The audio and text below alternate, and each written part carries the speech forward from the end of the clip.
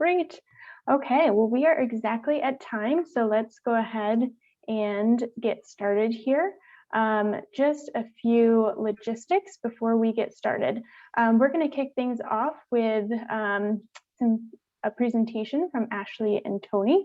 And then following that, we'd like to have some discussion with all of you. So we would love to see your faces. So if you're comfortable, please go ahead and turn your camera on. When we get to the discussion, if you'd like to ask a question, we ask that you use the raise hand function. So this can be found either if you click on the participants menu in the main toolbar, you'll see a little raise hand function there. You can also click on the reactions link in your main toolbar, and there should be also a raise hand function there. So if anyone wants to go ahead and give it a try right now, please feel free. But once you do that, we will call on you and I will unmute you so you can ask a question, go from there. And now I will turn it over to Lily Walton to introduce our presenters. So good afternoon, everyone, and thank you so much for joining this session. I would like to introduce our two presenters for the afternoon. We have Ashley Lommers-Johnson, the Executive Director from Everett Housing Authority, as well as Tony Nabors, the Director of Diversity, Equity, and Inclusion for Everett Housing Authority. And so at this time, I will go ahead and turn it over to them.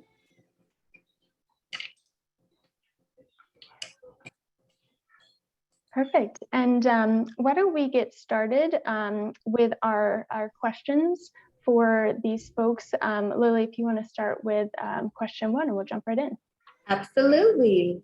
Okay, so EHA has incorporated addressing systemic racism and racial equity in its mission. How have these issues manifested itself in your community and organization? So when it comes to manifestations of racial inequity or systemic racism, it's sometimes convenient to think of things that happen outside the walls of our organization, out there in the community, out there in the system. And I'm going to be talking about just such an example, and Tony will follow with an example of what happened recently in our organization. A few years ago, prior to adopting an anti-racism mission statement, our city and community agreed that there was a need to develop a so-called low barrier housing opportunity. The goal was to provide housing for those who interact frequently with emergency rooms at the hospital, with the criminal justice system, and so on. So these homeless individuals experience multiple barriers sometimes to housing stability, chronic mental illness, drug and alcohol dependency, and sometimes a combination of both, and other serious conditions. So there was consensus on the need and the size of the new housing opportunity. And then the city selected a location. The selected parcel could not have been in a worse location. It was in the lowest income community in our county, a community with the highest concentration of subsidized and affordable housing, and a significant number of HCV households. The selected site was next to an assisted living facility, a block away from a Boys and Girls Club, a block away from a shelter and a permanent housing development for survivors of domestic violence, a couple blocks away from 150 units of senior housing, and 3 blocks away from the largest public housing community in our county. So the instinct to force this new development down the throats of a marginalized community without consultation was blatantly consistent with systemic racism that characterizes housing policy and practice throughout the United States. The good news is that the development was built, but not in that community. because as executive director, I simply refused to provide project-based vouchers to make this development possible. We had to use our financial leverage to stop deeper concentration of need in an already marginalized community. Our board has asked me to use the power and leverage that we have as a housing authority to pursue racial justice in our community. But they also want us to pursue racial equity within our institutional walls. So while it is vital to oppose racist and other harmful policies in our community, it is equally or more important to address racism within our organization. Recently, a parent of a resident accused our housing authority and a particular employee of systemic racist practice. And Tony will tell you about this, how this unfolded and was resolved. Tony? Yeah, thank you, Ashley. So it's something that's really interesting about the work of racial equity. It's certainly has to do with our actions and policies and procedures and that sort of thing. But it really is truly a journey of becoming and of identity and of self-examination and reflection and beliefs and just all the sorts of things that there are very few other aspects of our work, I think, that hit on those really kind of personal things. And so I think that it's very important that, as Ashley said, that we start this example I'm going to talk about from how it all started, where literally it was this feedback we were receiving that, hey, the situation has happened to my son that is racist, and I need you all to look into this. So I feel encouraged that our response was to actually take steps forward. And so here's what the situation was. So there was one of our tenants in one of our housing projects, Black man. And apparently there was a situation where his garbage wasn't disposed of properly. And so we have like an area where the garbage goes down the chute and it goes where it needs to go. But apparently there was a bag left in the garbage room and it wasn't properly put down the chute as it needed to go. And so one of our maintenance staff saw this, and apparently that's a thing that has happened in the building before. So what the maintenance staff did was actually dug into the garbage bag to try to find an identifying piece of mail to see who this was. And so what was interesting is that this particular employee found an envelope with the person's name on it to identify who it was. And then also dug out a piece of garbage and went to bring this to the tenants to have a conversation with the tenant about what happened. No one answered the door, and the maintenance person left the stuff on the front of the door and then walked away. But what's interesting is that the piece of garbage that was left was the envelope with the person's name on it, as well as a piece of like packaging from Kentucky Fried Chicken. And it's very important for people who might not be familiar to recognize that there is a very significant history of fried chicken being used as racist communications, minimizing and stereotyping of Black people. So it's very interesting that, of all the things that could have been brought in as an example of the garbage to this Black tenant, it was this, disposal of Kentucky Fried Chicken. So the sort of multiple layers of inappropriate behavior to that situation, regardless of the KFC. I mean, you of course, you don't leave garbage in front of a tenant's home. So there's many layers of why this was just really inappropriate. And so we're, doing our process of investigation. And even during the process of investigation, which, I myself, as the Director of Diversity, Equity, Inclusion, I got involved with that. And there were some other members of some of the other departments that were helping to investigate that. And even the process of investigation, it required for me to still do a little redirecting because even some of the investigation was not, some of the communication we're getting back from some of our own team was still following very common and pattern blueprints of Black people who are victims of racism and then raise their hand and say, hey, this has happened to me. And some of the investigation was actually more about the residents than it was about the situation that our staff person had done. So some of my conversations required us to pivot some of that so we weren't repeating that pattern that we see happen in the news all the time. And so, we were able to gather all that information. multiple meetings and conversations. And then our staff had a conversation with the maintenance staff person.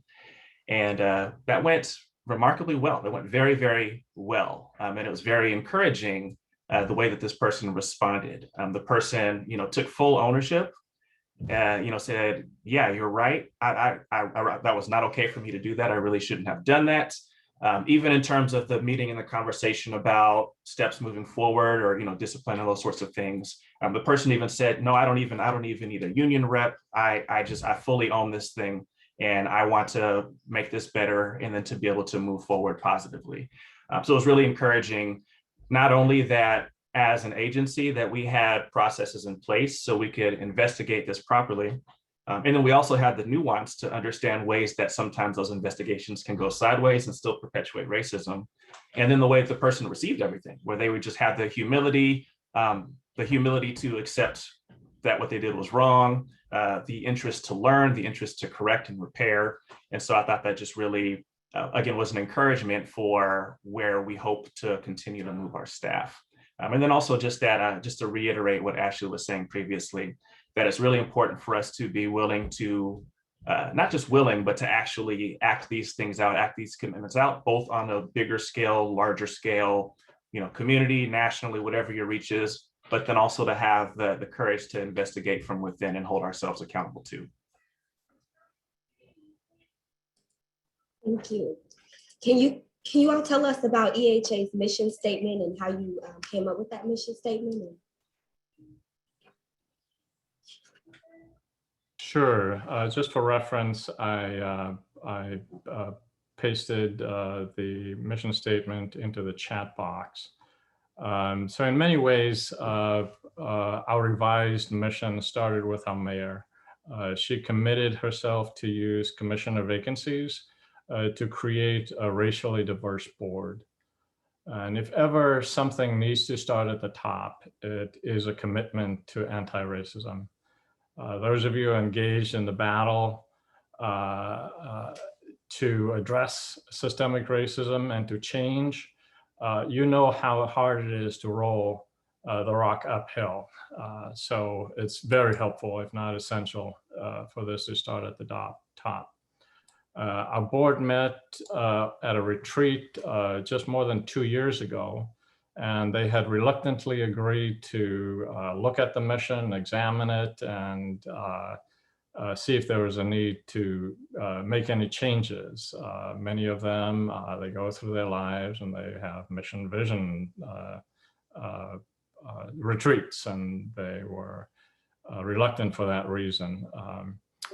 But after presentations and discussion on the first day of the retreat, the afternoon's discussion suddenly and unexpectedly took an unanticipated turn. Two of the board members, two of the commissioners, including a new African-American commissioner, observed that the history of systemic racism in housing, particularly in federal housing policy and programs, it simply does not allow us to develop and implement housing programs while ignoring systemic racism. That observation sparked quite a vigorous discussion about our PHA's ability and role to affect the future of housing in our community. One of our commissioners asked a particularly key question. He said, what about discrimination on the basis of other factors, gender, sexual orientation, language, and so on? How can the mission only address racism at the expense of other forms of unfairness and injustice? And a couple of board members expressed their strong belief that systemic racism has to be called out and be the focus. If we deal with the impacts of systemic racism successfully, they argued, we will successfully have dealt with all forms of discrimination. And past experiments, in their view, like affirmative action, was a failed effort in dealing with racism. Black people were not the beneficiaries of affirmative action, they argued. White women were. So the board directed us to develop a new mission focused on dramatically increasing affordable housing communities throughout our city, making thriving households a centerpiece of what we strive for, and replacing systemic racism with equity for all. And so 18 months later, the board reached consensus, and not because they took their time, because staff took their time, reached consensus on a new mission statement, the one that I put in the chat box.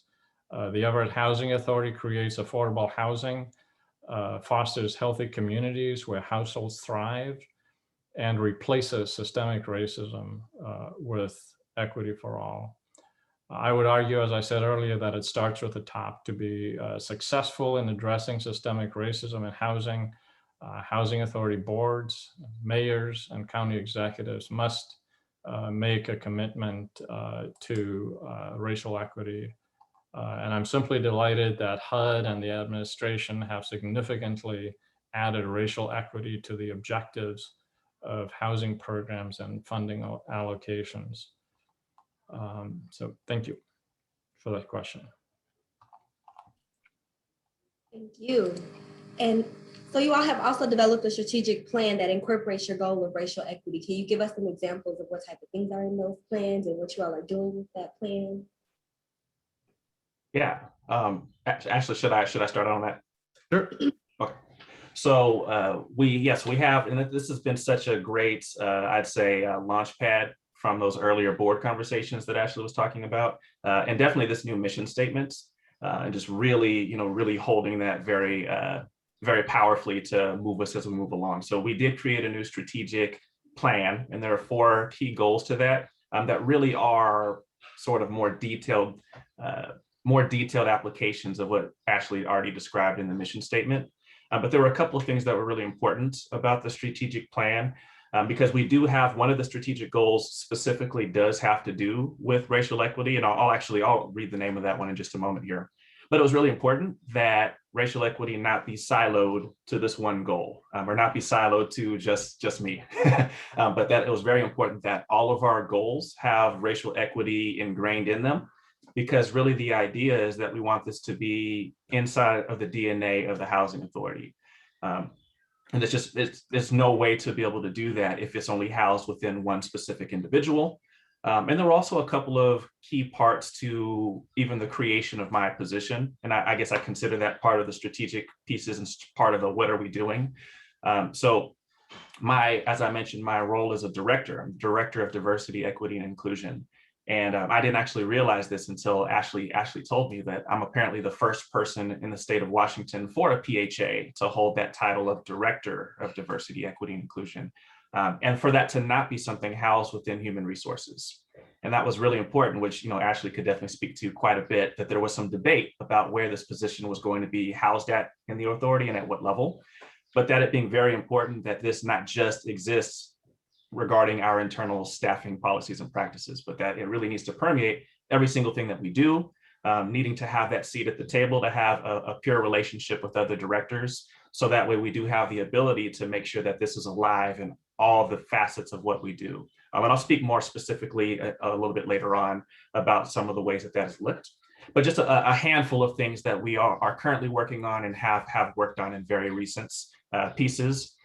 Is that another thing that I do is actually on a monthly basis, I meet with each of the directors and the members of the senior staff team, just for support for each of them, as well as for accountability, just to make sure that we are continuing to maintain that perspective and make sure that that's impacting the work that we're doing. We've definitely made sure on the HR side, so that certainly is a part of my influence as well. We have a new HR director who is fantastic and has been a really great partner, but making sure that diversity, equity, inclusion is alive in our hiring practices, our interview practices. Do we make sure that we have those commitments and requirements in our postings? Are we making sure that there are not extra obstacles and barriers that could impact people of color disproportionately within our postings? Making sure we have people of color involved in hiring panels and all those sorts of things. We have also been very recently, things that I've been partnered with our housing operations team are just tools and resources to navigate racism amongst tenants, or racism from tenants to our staff or tenants to our vendors. And that's both in terms of lease enforcement and just other tools where we need other tools beyond just lease enforcement to be able to navigate that. How do we get this stuff into our performance evaluations? And certainly when it comes to having a good base of education, making sure that we have that active and alive. So, training, developing video content. We've started to develop a physical book library that people can borrow things from. We're about to, probably in the next couple of weeks to a month or so, we're going to be rolling out a journal, a diversity, equity, inclusion journal, so we can actually have more of that personal interaction with this work as well. So yeah, that's at least a handful of some of the things that we're working on. Certainly is a lot of different places where that's active and alive.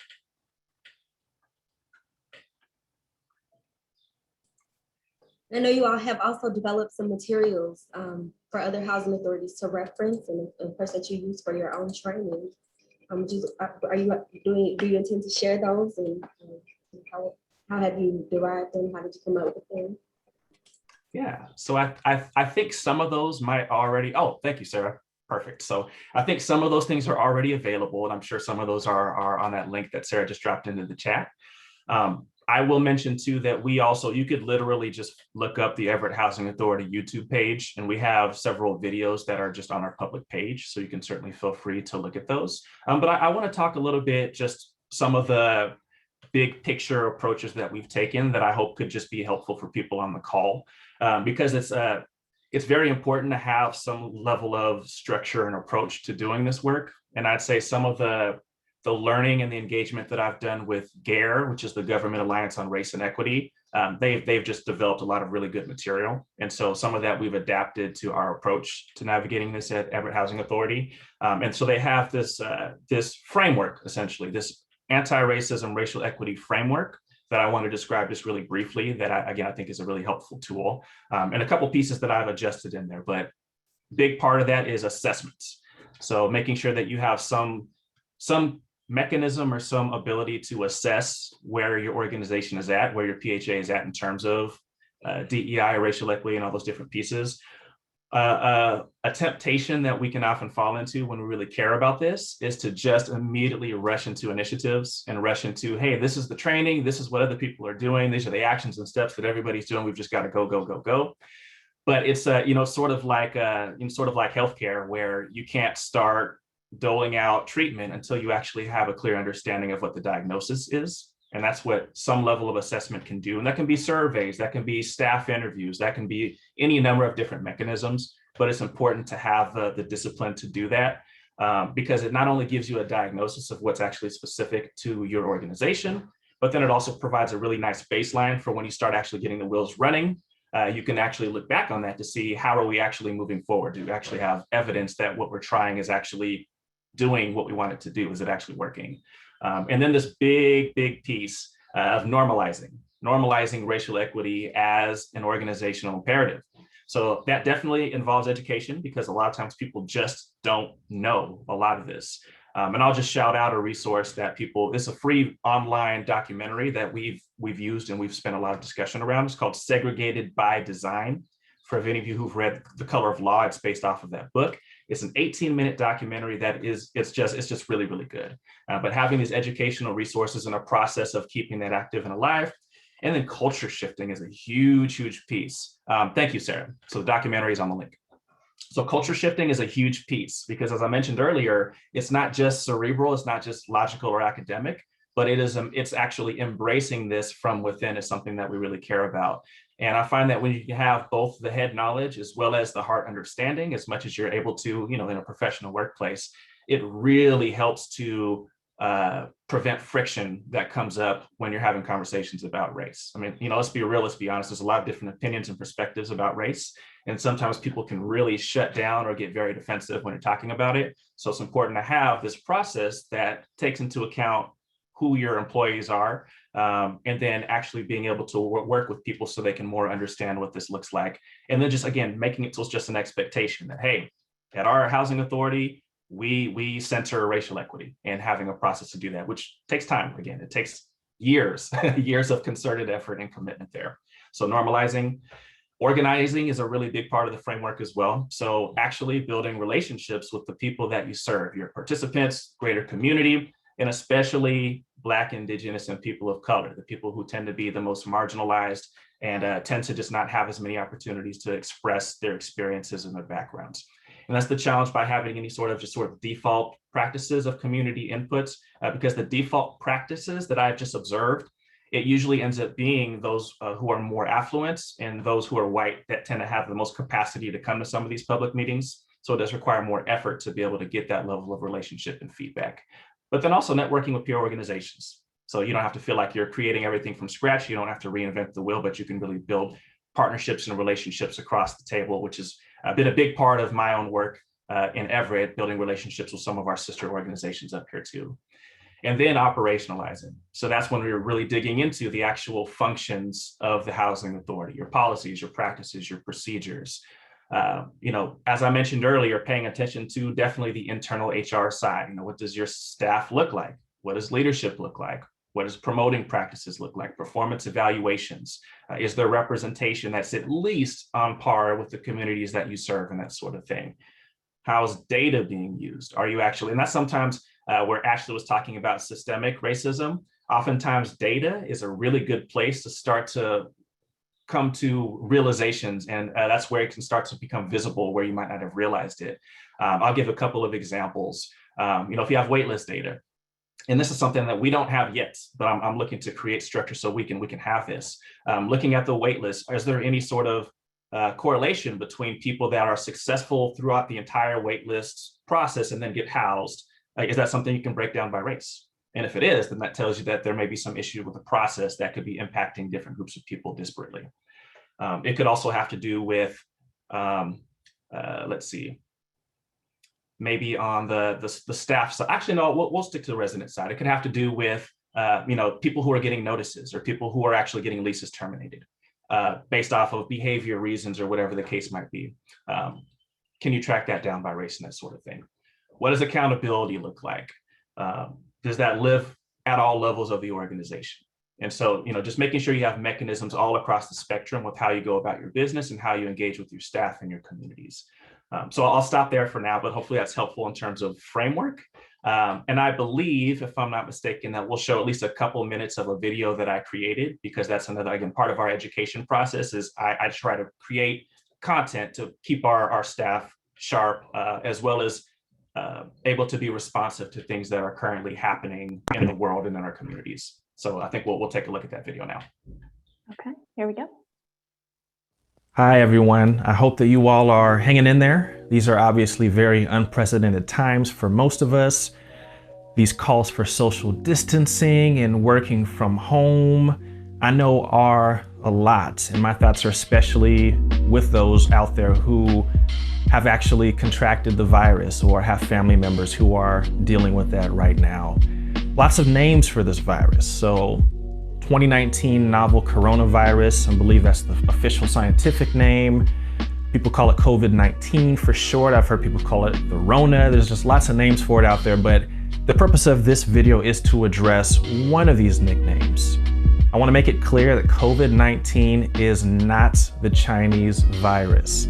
If you're using that language to describe it, I implore you to stop immediately, and then also say something to anyone in your circle who is using that type of language. The language is harmful and dangerous for people of Asian descent. And it actually is very reminiscent of a story, a case from the 80s involving a man named Vincent Chin that I want to spend just a minute describing and talking about. And so in 1982, Japan's auto industry was really starting to boom. It was very successful.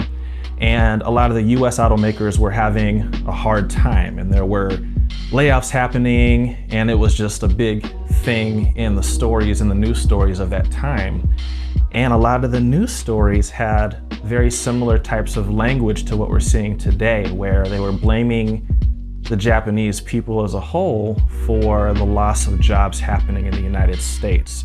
You'd see these things in the news, in the newspapers, and the media, so on and so forth. And so what happened is people internalize these messages. What we are exposed to in the media and on the news, whether we like it or not, it has an impact on our psyche and on our beliefs. And so people internalize these messages into racism against any person that even vaguely resembled someone of Asian descent. So yeah, hopefully that's a helpful sample. Just for time purposes, we just wanted to show a couple of minutes of that. But I created that last year, right when everything started going in quarantine, just to address these things that were starting to happen. And then of course, you can fast forward and see how that has really gotten even worse over time. And it's just important for us to have that realization that those things impact our residents and our staff as well. That was great. Thank you so much for sharing that. It was a really good video. I want to make sure I finish it after our session. At this time, we're going to go into some question and answer with the panelists. And Sarah, again, we'll ask you to use your raise hand function, and Sarah will unmute you or read your question from the chat box if you choose to. Great. Thank you so much, Lily.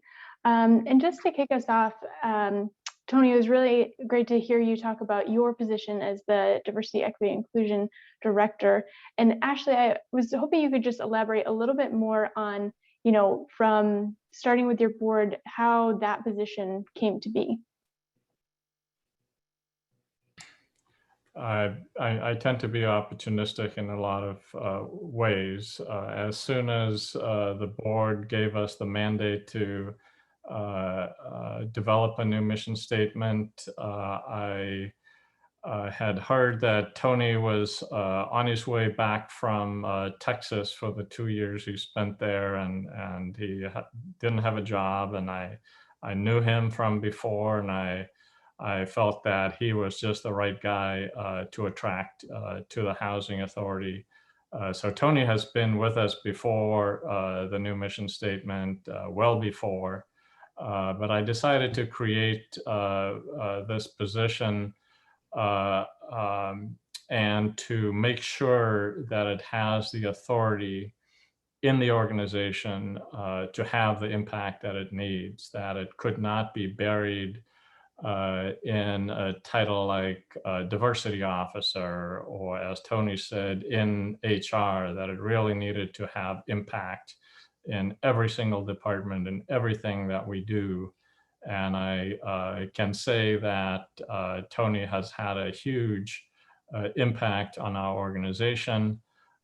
He is the only person with the title that includes diversity, equity, and inclusion, and because I believe that it's not that this emphasis on racial justice and racial equity can't be housed in one department, and that becomes the location of activity and action, that it has to be across the board. So Tony, in many ways, is kind of a consultant to all of our directors, and has the authority to push for things and push for change in the organization. Great. Thank you, Ashley. As Lily mentioned, please feel free to use the raise hand function if you'd like to come on and ask your question live, or if you'd like to enter it in the chat, I'm happy to read it out as well. I do have a question, or just maybe like a point of clarification regarding the project-based vouchers and how you use your authority to kind of break up some of the systemic racism happening. I could say, at our housing authority here in Champaign, we do have a very concentrated community, but there's a lot of project-based vouchers. And so just curious on how you use that authority and how you work with the city and different people to make sure that the project-based vouchers weren't concentrated.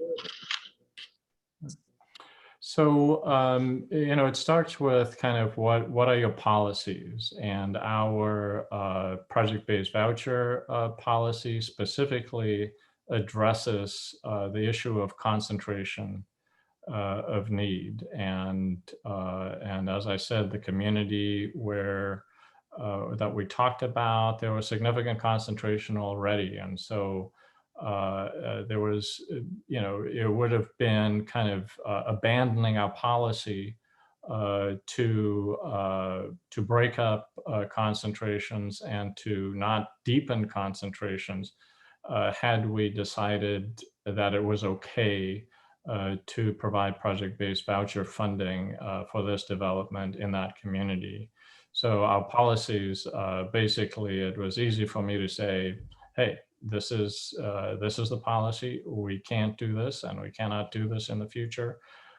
So we, in that particular community, we have invested millions in transforming the housing that is there, and will continue to do so. But we have a strategic plan now that calls on us to use resources like project-based vouchers to develop and support affordable housing in other parts of the city. So that's essentially kind of how it's the policy basis. And the city did have a policy prior to that time of not allowing concentrations. And so in fact, in order to locate that new project in that community, the policy was changed all of a sudden.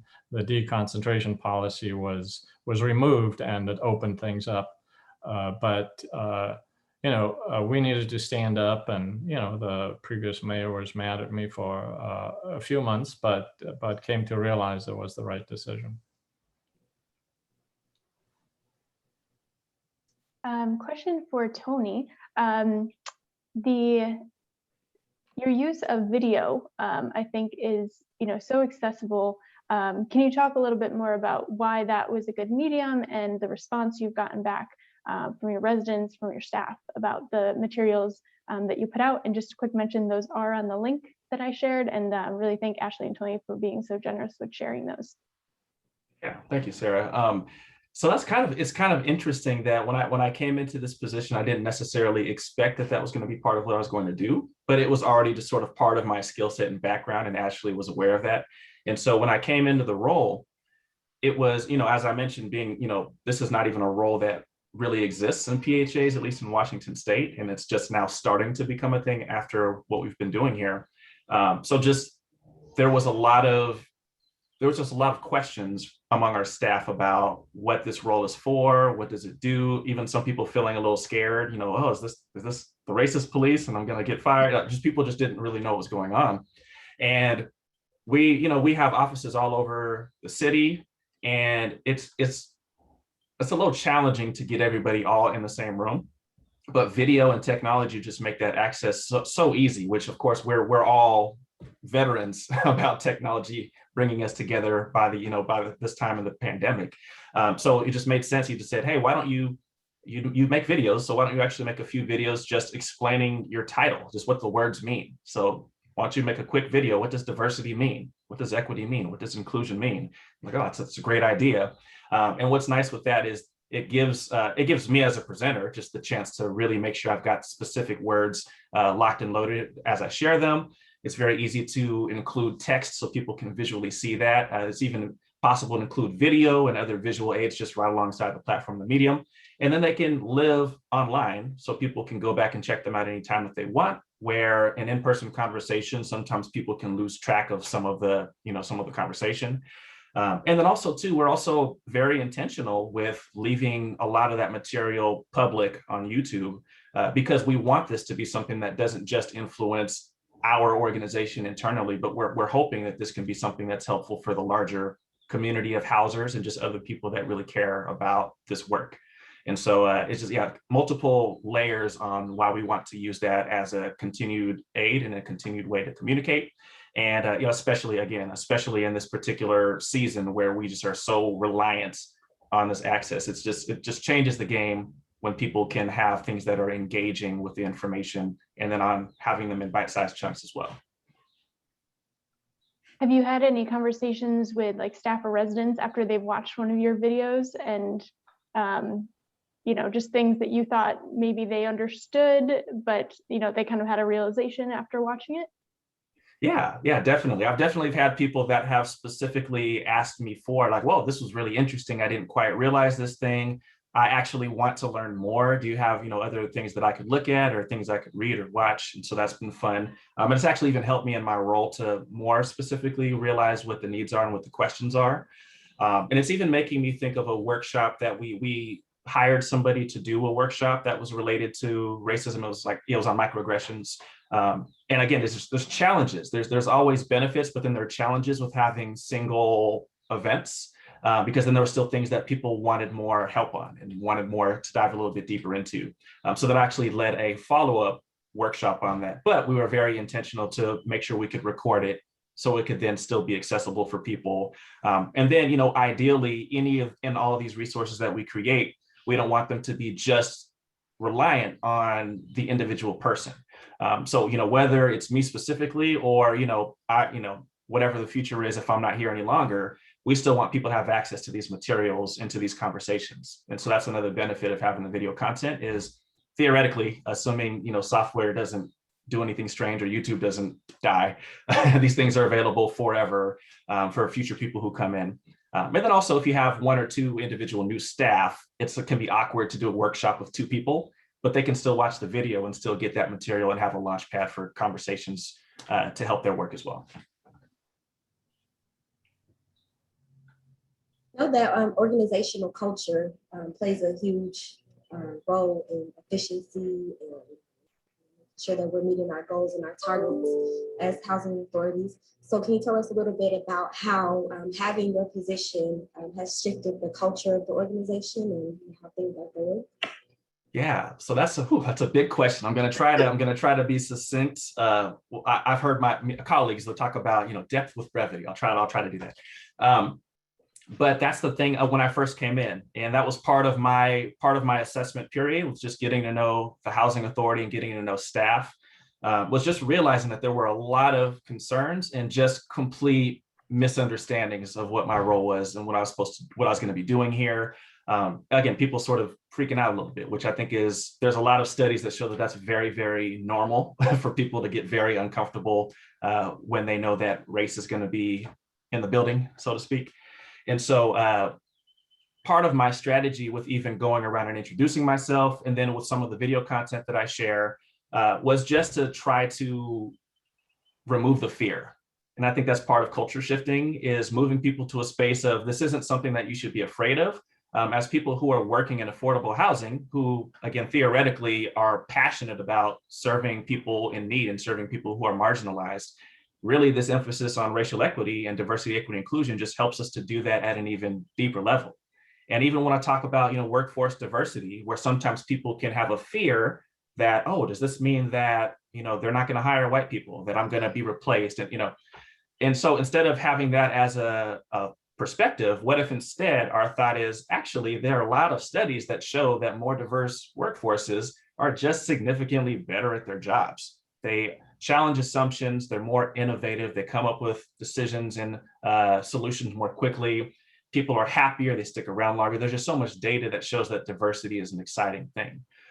So I think that's an example of a culture shift from this is a thing where I'm going to be attacked, this is a thing where I'm going to have a target on my back, to this is a thing that's going to enrich all of us and it's going to help us to operate at a higher level and to more fully deliver on what we're supposed to be about for our communities. And so, and then also it requires just to make sure that we are talking about this stuff on a regular basis. It can't be a one and done. We have to have regular conversations about this, because sometimes our default is not necessarily, I'd say for those of us who don't have a background in diversity, equity, and inclusion, our default is not to discuss this stuff. And so sometimes we can feel like, oh, one and done, we did the workshop, we're all done. And then we just slide back into old habits and old behaviors and old mentalities. And so that's part of the intentionality, is that we need to have things in place from our leadership at all levels, our directors, our managers, and then having that really go into all of our staff where we're comfortable, we're developing a stamina and a comfort to be able to discuss these things, to understand why they're valuable and important and benefit all of us. And then also that helps us to shift to mechanisms of accountability, where we can then be accountable to actually deliver on the behaviors consistent with the racial equity commitments. And just to follow up on Lily's question, Ashley, having been around the Housing Authority for a while and then bringing on Tony's role, are there any other shifts that you've seen since Tony has come on board from your perspective? one of the commitments that we've made as an agency was to, and Tony alluded to this, is to look at our hiring practices. And we previously only had the highest HR level position was a human resources manager. And we created a human resources director position who had a substantial part of the position being assisting with creating a diverse workforce. And so one of the things that we did was to contract with a recruiter. We had a hard time recruiting somebody who met all the qualifications, and we contracted with a recruiter who's known for being able to bring diverse applicants to housing authorities to be considered. And so we invested in this, and we were just happy to have recruited somebody who has really had a huge impact already on the organization. So that's certainly a change that has happened. We are largely a white organization in terms of population, a largely white community that we serve.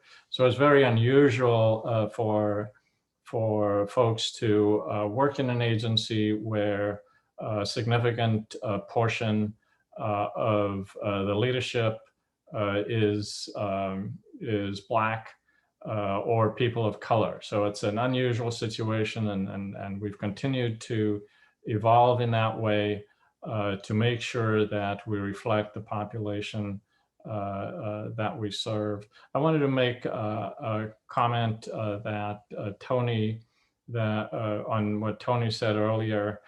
So one of the real reasons, the deep reasons why we're focusing on this is not necessarily to just push for or achieve measures of racial equity in our organization or outside. The real push for becoming diverse, becoming inclusive, and becoming an agency focused on equity is that we want to be a better and higher performing organization, and that is the ultimate outcome. There's a gentleman named Dr. Tony Byers, who used to work for Starbucks as their kind of executive level person on matters of diversity, equity, and inclusion. And he wrote a book called The Multiplier Effect of Inclusion. And we had him as a speaker at one of our annual events. And it's really a book, a very short book, but a powerful book about how a commitment to equity, a commitment to diversity and inclusion will increase the performance levels of your organization. Great. We are just nearing time here, and I thought it would be great to, Ashley and Tony, go to each of you, and if you could just give us, one suggestion or a word of wisdom on, if folks just aren't sure where to get started, from a variety of different positions, as the executive director, as a commissioner, as a staff member. Do you have any suggestions that you would like to leave them with in terms of how to get started today? I'll kind of repeat something I said earlier. As an executive director, it was important for me about 3 years ago to work with our mayor and address the need for greater diversity on the board. If you don't have multiple perspectives on the board, it's hard to kind of make the kind of progress that we need to make. And then not just to get that, but to get the board to focus on the issues at hand. And for us, having a more diverse boards is automatically created a focus. So it's important for boards of housing authorities to make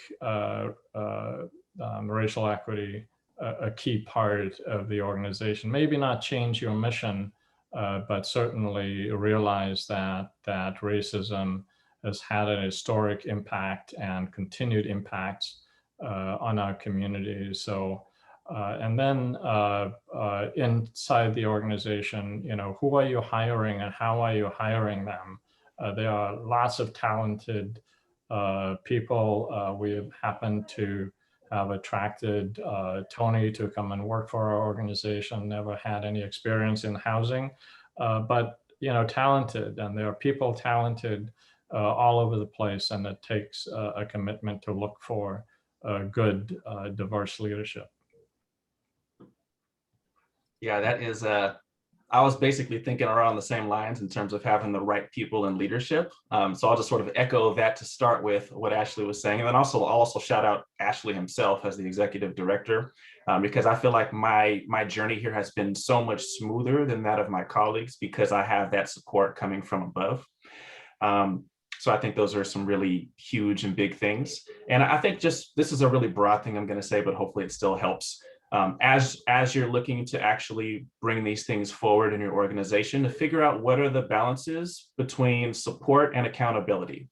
And it's sort of a seesaw that really needs to have that balance. Figuring out what are the ways that you can support staff and not, never expecting that people understand a lot of these concepts that are required to be able to move this forward, or even understanding why this is so important. And then even further, why it uniquely is so salient to public housing authorities who have been responsible for just significant areas of systemic racism that we still see today and all sorts of different attributes.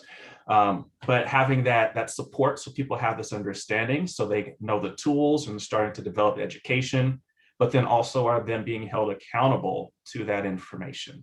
And that's been another sort of game changer at EHA, is that we've been doing both of those things kind of one after the other, is starting to roll out resources, but then also making sure that we have some space where we're going to ask people to actually behave that in ways that are consistent with those commitments.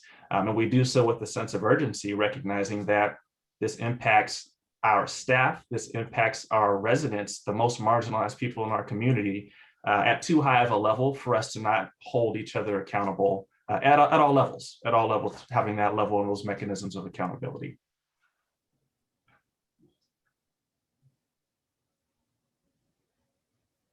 Thank you so much, Ashley and Tony. This was great information and it was extremely useful. And I believe that a lot of the practices that were discussed today will be beneficial to not only my housing authority, but the other housing authorities that are here on the call as well. Diversity, equity, and inclusion is critical, especially as we turn the corner right now in society and things are changing. So to be able to bring that perspective and have that perspective is excellent. So thank you so much for sharing all that you shared today. Great, thank you so much. And thank you to Lily for moderating our discussion today, and to Ashley and Tony for sharing their insights and all of their resources. As I mentioned, those are on the link that I shared in the chat on the FADA website. This is a resource library that we are trying to continue to build and have available for all of our members. And if you have anything that you would like to contribute or share, either from that your own housing authority has developed, or that you have just seen in the industry or in public, we'd love to include that in our resource library as well. Thank you again for joining us. Please take a quick stretch break. We will be back together at 4 p.m. Eastern time for our final session of the day. And please do take the survey in Whova as well. We'd love to hear your feedback. Thank you again to Lily, Ashley, and Tony so much for their time today. And we look forward to continue this conversation. Thanks for having us. Yeah. Thanks, everyone.